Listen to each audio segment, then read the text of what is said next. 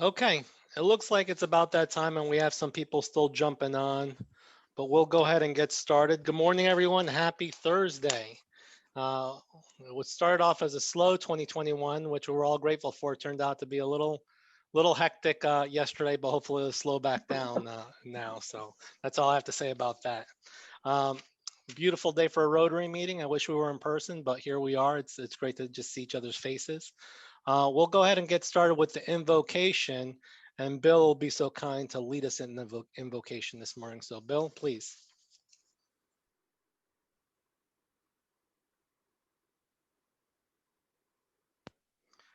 Bill, for Which some, bill? Bill Colson, but I see he's not muted, but we can't hear him. Okay, just the other bills were getting kind of concerned, but I'll chime him out now. Okay. Bill, we still can't hear you. Or is it me? Can Can you hear anybody me else? now? We got you. We got Okay. you. Thank you. I just had to change the microphone here. Sorry about that. Okay, let us pray. Dear Lord, we just thank you for your presence, Lord, and the comfort that you bring as we face many challenges right now in our community and our nation and our world. Father, we just pray that you'll be with our club as we start a new year, and just give us wisdom as we engage in our community. Help us to use the resources that we have available for the greater good. Pray for those that are sick, those that are suffering, and all those that are taking care of them. Lord, just ask for strength and healing. Lord, just give us all perseverance as we move forward, just taking things one day at a time in this new year. Amen. Thank you, Bill. Okay, we'll move over to, let me see if I see any guests or visiting Rotarians on here, or if it's just family today. Seeing mostly family. Let me move on to the second screen. Are there any guests or visiting Rotarians aside from our speaker, Miss Shannon Drake, who will join us in a couple minutes, or lead us in a couple minutes?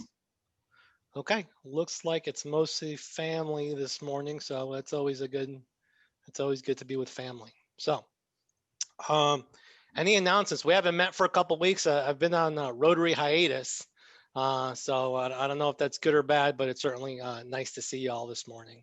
So, do we have any announcements that have happened over the last couple of weeks since we haven't met? Anything you want to kind of brag about or chime in about? Peter, something that I would announce in case the people have not heard it, but past Rotary International Director Greg Yank passed away day before yesterday from COVID. He was from Southern Illinois area. So some of you probably know him. I have a brag. Hey, Brenda, yes. I have another grandson. So the legacy continues. He's, 14 days old now? Lionel. Armand Matthews is his name. So I'm the grandmother of two grandsons. Awesome. Congratulations, Lionel. That's a nice name. Okay. Who else wants to share some good news or some news or something that's happened in your family before we move on to business?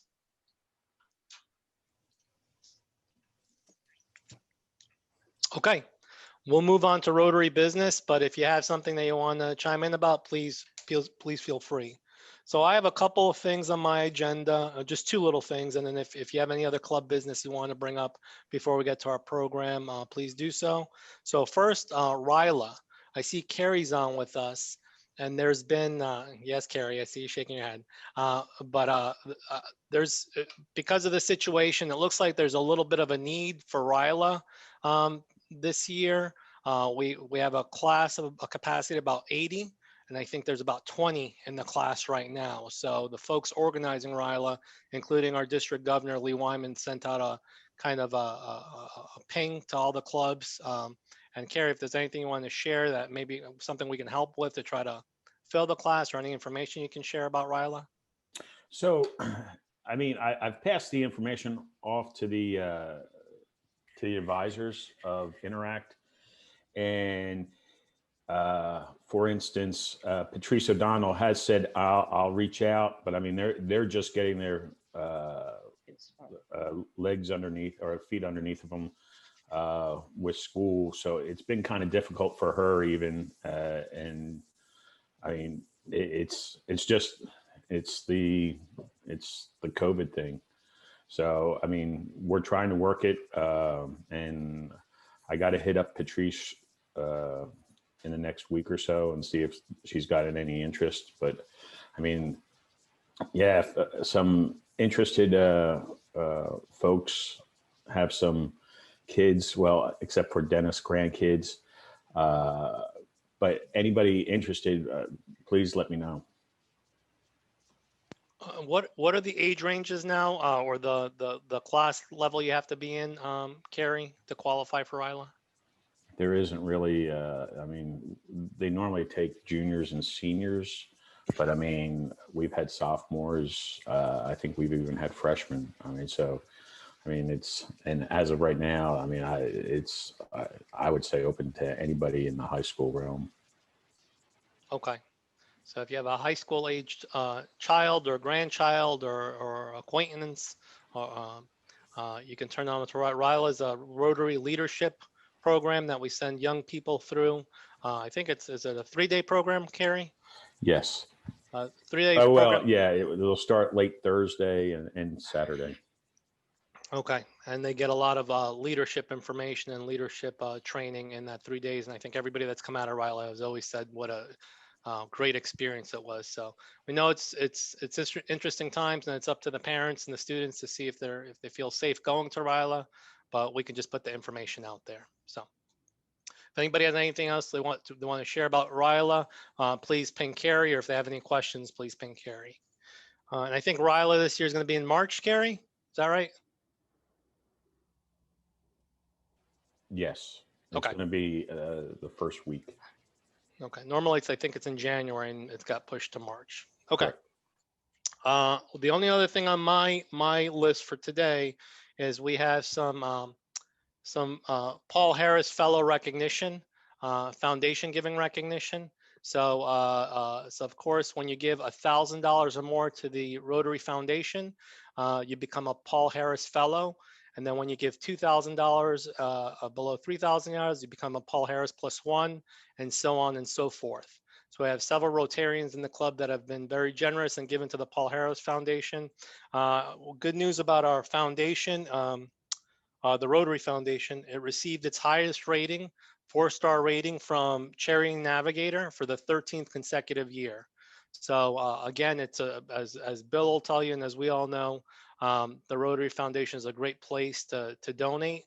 Again, highest rating you can get from Charity Finder for the 13th year in a row. So, and I'll show you. So John Postle has a Paul Harris +5. So John, I don't know if you're on with us. Let me see if you can see that. But that's what it looks like. That is 5 sapphires on there. That means John has given $6,000 to $6,999 to the Paul Harris Foundation.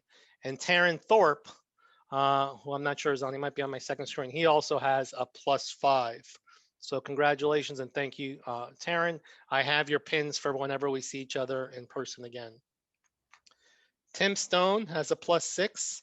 That means he's given at least $7,000 to the Paul Harris Foundation. He gets a ruby. So that's his Paul Harris pin. I don't think it's clear there, but he gets a ruby on there. That's my wife. She's the one that's got all the money, so don't ask me for money. So thank you to Stacy Stone for her generous donations to the Paul Harris Foundation or the Rotary Foundation. Then we have Al Sullivan. He's a +7. He has the 2 rubies on there. So Al, he likes to meet in person. I'm not sure if he's on the Zoom, but Al, I have your pin for whenever I see you again. And then I haven't shown this off, but I haven't seen Gene either. But Gene has the plus, was it +8? So he has 3 rubies, and I think this is the last pin that you get. And then you become some special VIP that Pat can probably tell you the name of. Is it a legacy donor? Is that what it's called, Pat? Once you get above the +8? you'd be called, actually the term is major donor. Major donor. So Gene's on his way. Probably maybe he's already there to become a major donor for the Rotary Foundation. So congratulations to those generous Rotarians. I look forward to joining you in the ranks through time. So that's all the club business I had. I'm sure there's more club business before we get to our program. Does anybody have anything else Rotary related that we need to discuss? Yes, we have two events this week, 3 events this weekend. I got the last one after I had sent out the newsletter. Mark is helping with the whiskey run. Is that right, Mark? You want to talk about that? It's the second annual Apollo 11K run. First race, the 1K is at 7:45 Sunday morning, and they're looking for 10-ish volunteers. And by the way, I think we got $2,500 from the first one as a donation for helping, and I'm expecting a check for the whiskey run, which was much smaller. So we get a real benefit out of it besides just volunteering. They've got over 100 people signed up, hoping for about 200. Palmer Park.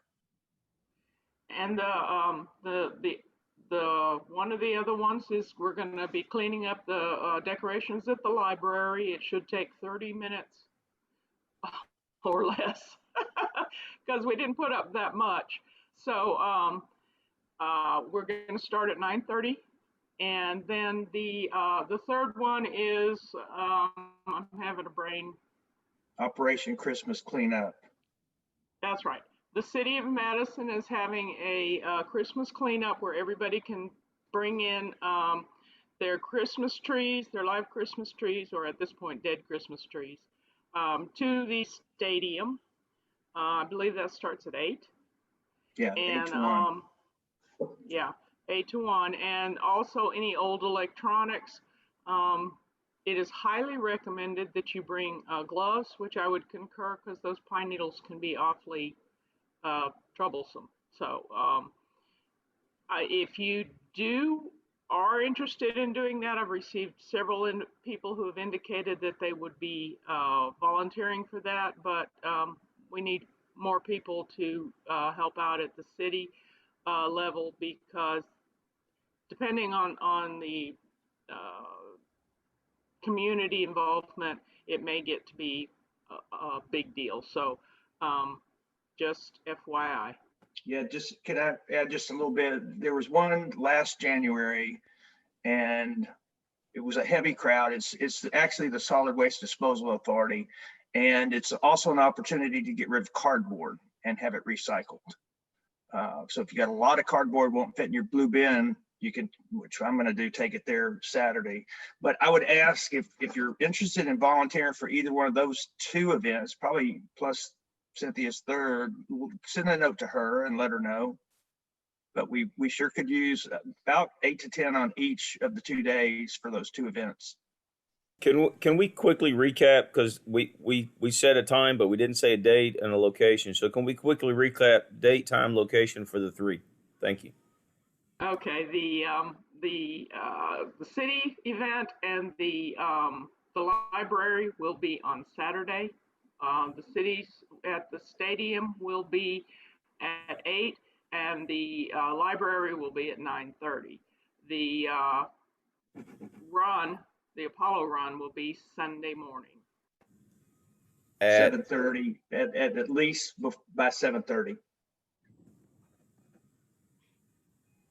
Thank you. Okay. Thank you, Cynthia, for that. So I think we got it.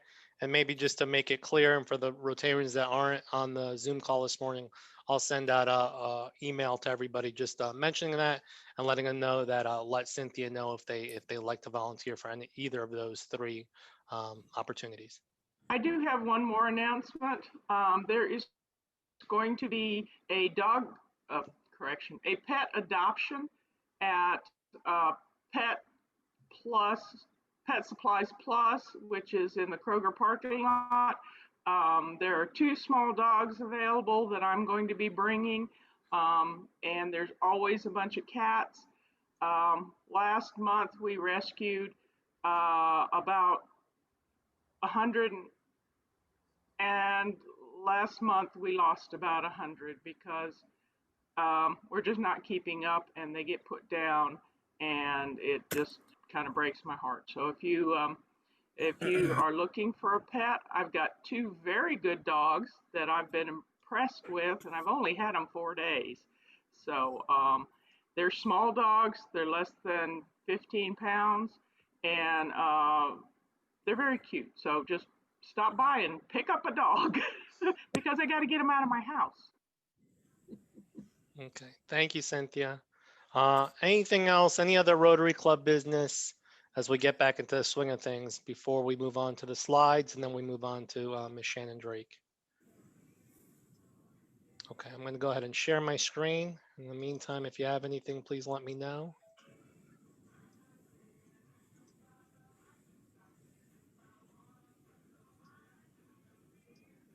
Here's some music, and it's not coming from my side. So, okay, let me change this setting over here. All right, hopefully y'all can see my screen. Thumbs up if you can. Okay, good. So of course we have our program today. Shannon Drake from Leadership Greater Huntsville will be sharing an update on what's going on with Leadership Greater Huntsville and the future of the organization, the continued success of the organization. We kind of touched on it, but we have some celebration for some special retirees. Bob Barnes, I don't think is with us on the Zoom call, or at least I haven't seen his name. He retired at the end of the year. Mark retired at the end of the year. And then also Bill Holtzclaw retired at the end of the year. That's why they're still in their pajamas. So congratulations to you 3. I look forward to joining you in the future. So we have a couple of birthdays over the next week. Don Faint, what's today? Don Faint was yesterday. So happy birthday, Don. I don't know if he's on the Zoom call with us, but Don, happy birthday. Carrie's with us. Carrie's had a birthday on the 1st. So happy birthday, Carrie. And Mr. Overcash, Mr. Debbie Overcash, Tommy Overcash, January 1st. Happy birthday, Tommy. A couple of anniversaries. John Postle, he's been with us for 4 years now on January 1st. So time flies when you're having fun, John. And then Carrie, again, another celebration here for Carrie. He's been with us 8 years on the 3rd. So congratulations, Carrie. And then Al and Kathy Sullivan will be celebrating a big one. It's 43 years today. So maybe that's where Al is today, celebrating with his wife.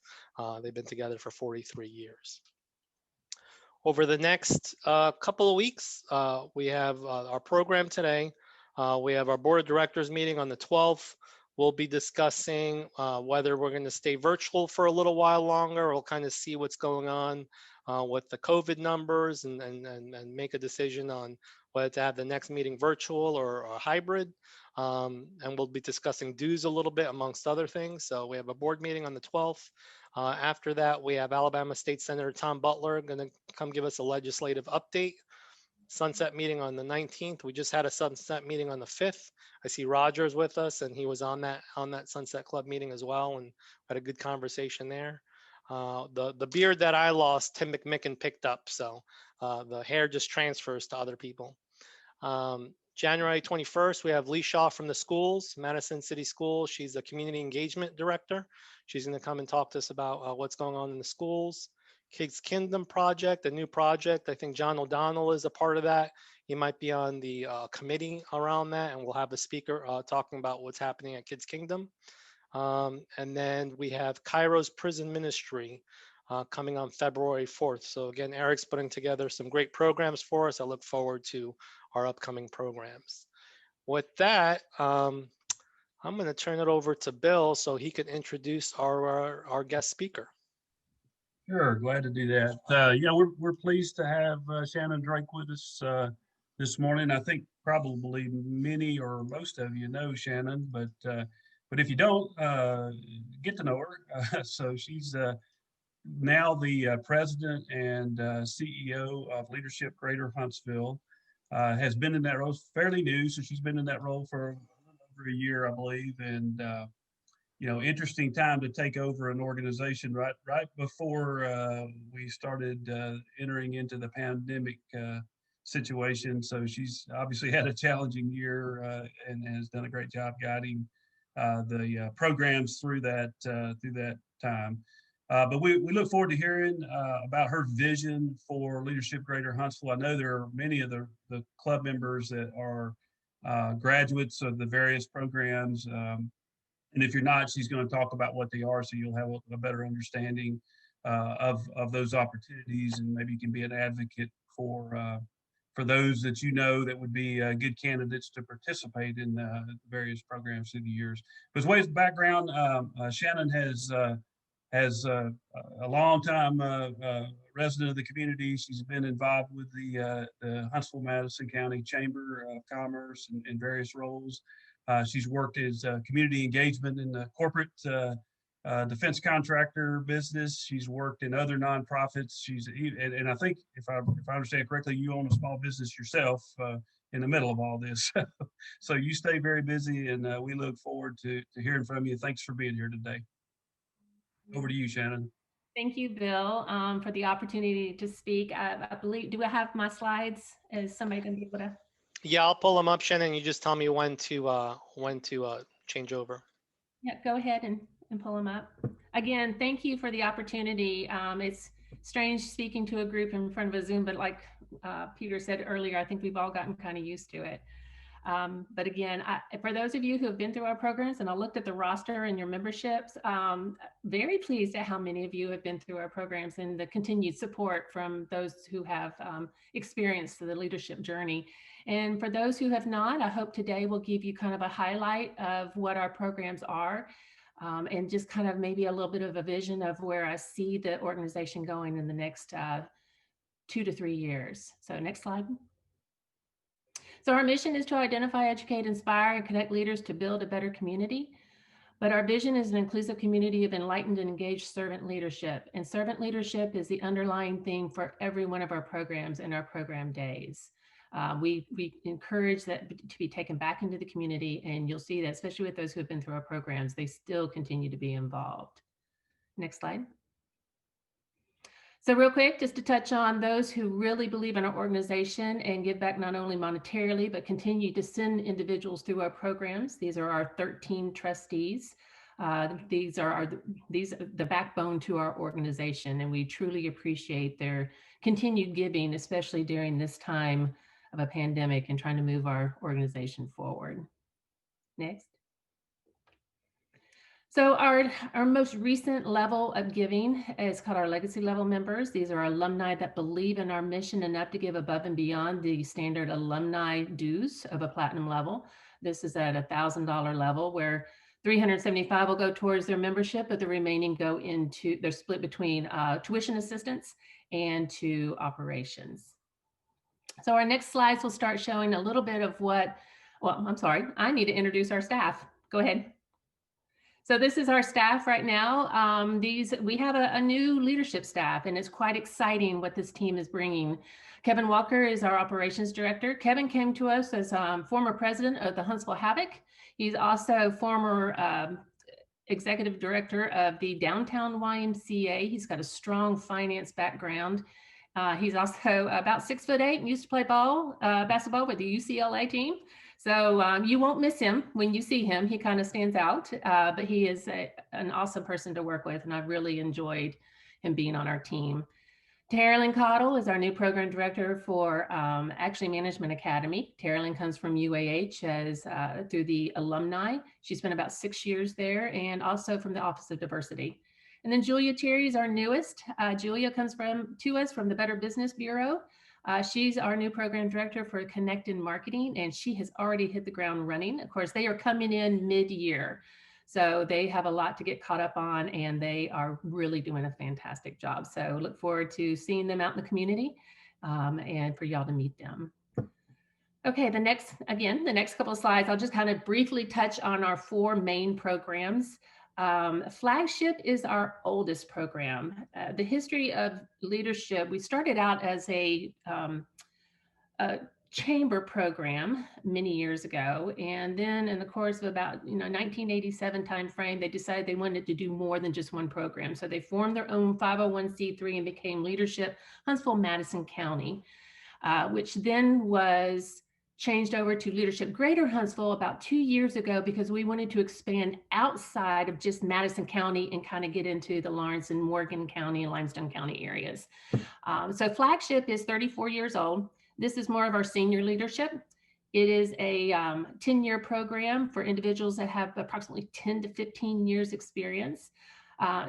This program, each month, we meet 1 day a month, each month, and it's really a deep dive into a certain topic, whether it's local government, whether it's health and human services. It's a long, long day. But this is, again, for the 10 to 15 year plus person in an organization. Our next slide is our Connect program. This is our emerging leaders. Average age around 29 to about 40. These are leaders that have been identified in the community as up and coming to take senior level positions. Similar program as to our Flagship program, 10 months long, 1 day a month, deep dive into a certain topic. Both of these programs, Flagship and Connect, have small group projects where they're working within the community to identify nonprofits and the needs of nonprofits. They take on a project throughout the whole 10 months. I'm excited to say that during this pandemic, our small groups have continued and they've really advanced in the community and they've not stopped. So I'm glad to see that. Our next program is our Management Academy. This is they're in year 11. This is we call it our mini MBA. This is individuals in your organization that maybe are new to a management role, and you may even have an internal training program, but this is a complement to an internal program. It allows for CEOs within the community to come in and discuss real case studies and real issues, which will then in turn cause collaboration and discussion amongst the individuals within the class. This is also a 10-month program, but they're also hitting on different, such as finance and operations, managing employees, motivating employees, communicating with employees. So this particular program, unlike Flagship and Connect, does not move around the city. It stays in one area for 1 day. Our last program that is called Focus. This is our mini Flagship program. It's a 2.5 day program. This is good for individuals that are new to the community or individuals that have been kind of out of touch with the community and want to get back involved. This is take the 10-month program for Flagship and push it all into 2.5 days. This is a major drinking from the fire hose, but it's a good way to get reconnected and really find out what's going on in Huntsville. This is just, again, 2.5 days. And maybe also look at it as a test to see if you really want to go through the 10-month program, since it is such a time commitment to be away from the office for 1 whole day for 10 months. The last program I'd like to speak up, well, I'm sorry, there was a slide missing. The last program is the alumni program. The alumni program, we have over 3,000 plus in that program, and we offer classes, we offer programs, leaders on board, which is a way to find out what nonprofits need board members.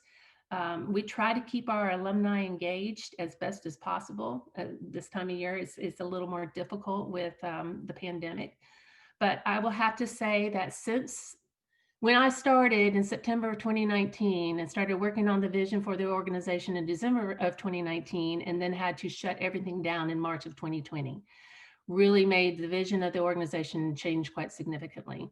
We were more worried about trying to figure out how to complete a year and start a new year. That has been a challenge, but I have to commend the 60 volunteers that run both Connect and Flagship, the 30 volunteers that run Management Academy.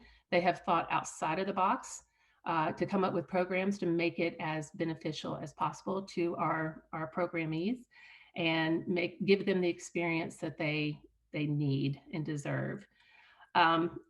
We are, as far as the vision, we have 3 strategic objectives that were set forth by our board that we are still continuing to work on. One is a national certification called Standards for Excellence. This is a year-long program which makes us really look at our policies and procedures. Once the certification is achieved, we are able to really go after bigger grants, primarily educational grants. Our second is a new CRM and website. Currently, our customer relationship management system is archaic, and it's not providing us with the ability to really engage our alumni across the board.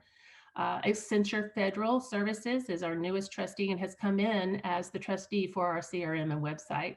That process will start in February and will roll out on July 1. So that is another strategic objective. Our third strategic objective is recruitment, and recruitment is 12 months out of the year for leadership. We are constantly in the community trying to recruit to show what leadership can do for those that go through our programs. And those of you who have graduated, you continue to know the benefit of being a grad of Leadership Greater Huntsville because of the networking opportunities. We have over 3,000, like I said, and to be able to pick up the phone and for a question or just for a meeting, it says a lot to be a leadership grad. With that, I do want to increase the alumni engagement for this next year. And I also want to look back at some kind of a youth program. We had one about 10 years ago called Challenge. I know there are numerous youth programs in the community now, but to be able to possibly collaborate and partner, but I think that is something that we are missing out on our sophomores and juniors of being able to kind of help them with that path forward. The last vision and goal for myself is to really look at the scholarships and tuitions for those that don't have companies that can send them through. We have nonprofits that really need the same experience, and we have individuals in the community that want to go through. This is not something that's been top priority, and it will be coming up in the next couple of months. So I know that's kind of a fast and furious of what leadership is. I am more than open to have discussions with those that are really interested in it if you want to find out more. Our applications will be opening February 1 and closing on March 1 for the Flagship Connect and Management Academy. Kind of a highlight of how we're working right now. Typically in our 3 major programs, or our 2 major programs, Flagship Connect, we have typically 54 individuals that are in the class. And why 54? Because typically we have you on a bus, and that's how many a bus is going to fit. This year we are not doing buses. Everybody is driving themselves, so we're not moving around the city as much, but we're still providing the education that is needed. We dropped our class size down to 42. Overwhelmingly, we still had 70 applicants for each program, which really was surprising during a pandemic, but also inspiring to see that a leader still wanted that training and the education from Leadership Greater Huntsville. Again, pivoting as a leader, it has taught me how to be fluid, how to be patient. It was a very hard decision in March to shut our programs down. And it's been hard in December when I had to postpone, and we had to postpone again in January because our numbers were rising and our classes were not following at 14 days after a major holiday where we were seeing increases in the pandemic numbers. And of course, we keep close eye on the mayor and David Spillers and Pam Hudson as they're talking about the numbers and how they're rising, and of course, Governor Ivey. But we are still moving forward. And we are going to, even though we're postponing, we've not canceled. We were smart enough when we were creating these dates to build in ghost dates. So in case we did have to do this, we could still offer the classes in the spring. And that is what we have done. So our spring's gonna be very, very busy, but I think our classmates are really missing each other. They've not seen each other since November. Some of them are still trying to go to coffee and lunch on their own. And I'm proud of them for doing that. But I think all of us are ready for it to be back to somewhat of a norm, whatever that may be, but at least in person for sure. I'm open to any questions if you have any at this time. If not, I thank you for the opportunity. I don't have a question, Shannon. I have a comment. It's a couple comments. So one is, I'm a graduate of Management Academy. It's a great program, like Shannon mentioned. The funny story I think I've mentioned on here before is about 11 years ago, Ron Klein, we were at the the Radisson in Madison where we used to meet, and I was in the buffet, and Ron said, "Hey, I'm putting a program together. I think you'd be perfect for it."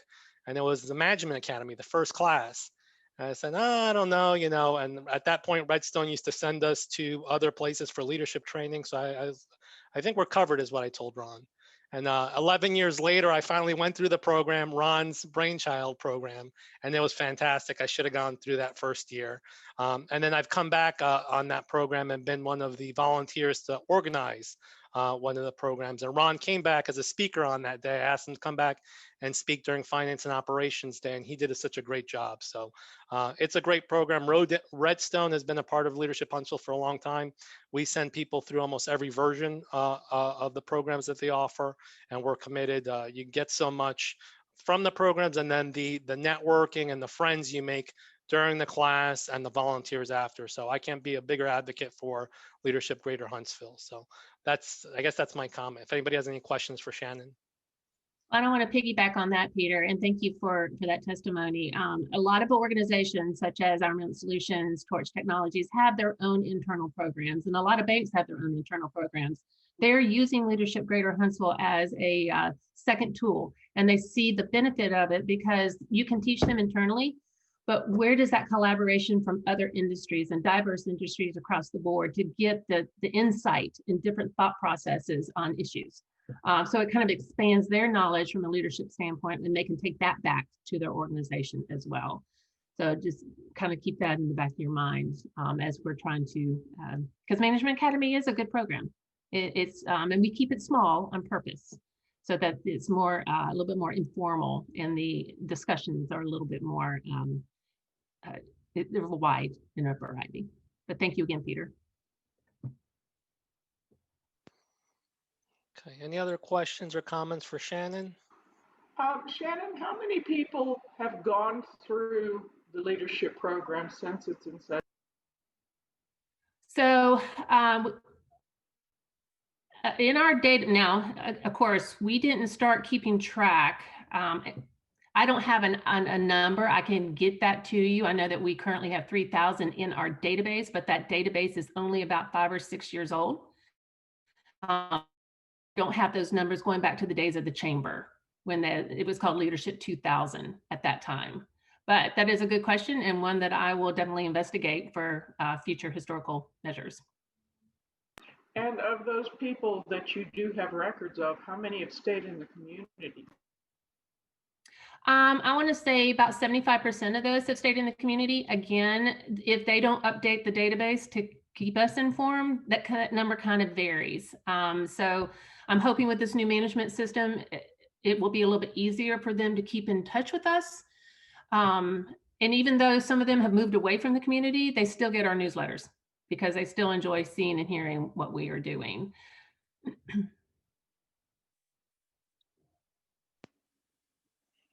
Okay, thank you, Cynthia. Any other questions for Shannon? Still have a couple of minutes if you do. I just want to comment real quick. That's when I talk to new folks in the community and they want to get involved, the first thing I tell them, of course, is come to a Rotary meeting. And the second thing I do is I point them towards the leadership academies over there and those organizations, the who's who of the people that have been through those programs and gone on to significant success here in Huntsville is just unmatched. It's incredible. I'm glad you're over there, Shannon. And this has been a great presentation. I really appreciate the overview.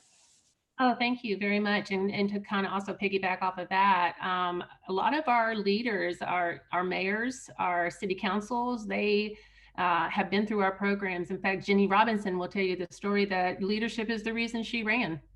Her class got behind her, signed a petition and said, "You're going to run." And she did, and she won for the education board. And now she's sitting on city council as our president.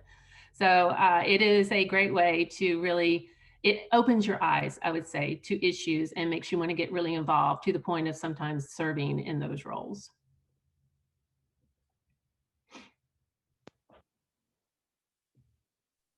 Okay. Shannon, I have a question, Sure. Peter.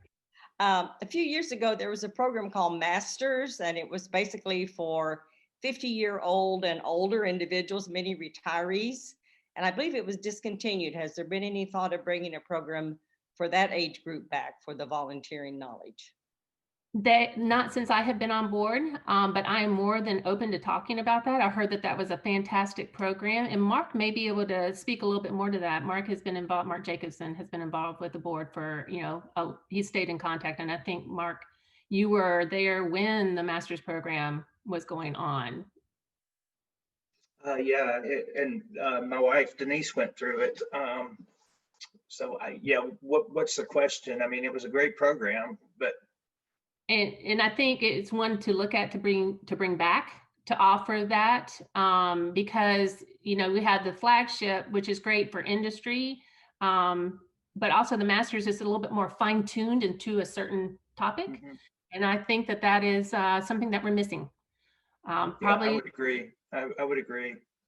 More like the 22-23 timeframe. As soon as we can get our programs back on track in a normal type atmosphere, than to bring on another program alongside of the youth program, I think would be something that we could look at. This is Al Turner. I went through the master's course, I guess 3-4 years ago. Pat Cross rather was the lead coordinator for that particular one, but it is an outstanding iteration. I'd encourage you, when finances and COVID allow, to reinstate it. Okay. Thank you. Pat, I may reach out to you then, since you have that. Somebody tattlefield on you, so.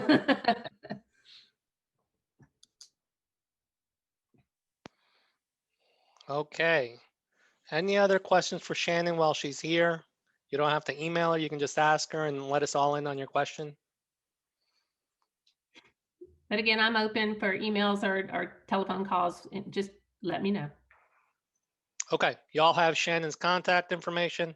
I continue to be involved with the organization. Taryn Thorpe, I'm not sure if he's on here, but he's on the, is it the board, the advisory board, the board, Shannon? He's on the board. He's the program chair for the board right now. So Taryn Thorpe is very involved with the programs. He usually makes an appearance to see how everything's going. I know Bill is involved as well, Bill Colson, and several other folks on this Zoom. So thank you again, Shannon, for sharing your vision and the future of Leadership Greater Huntsville. Look forward to continuing a great partnership with y'all. Thank you all. Have a good day. Okay, so we'll go ahead and does anybody have anything else before we end with the 4-way test? We'll give you a couple minutes back in your day. Going once, going twice. Let me pull up my screen and we can start or end with the 4-way test. Okay, first of the things we think, say, or do. First. Is it the truth? Second. Is it fair to all concerned? Third. Will build goodwill and better friendships.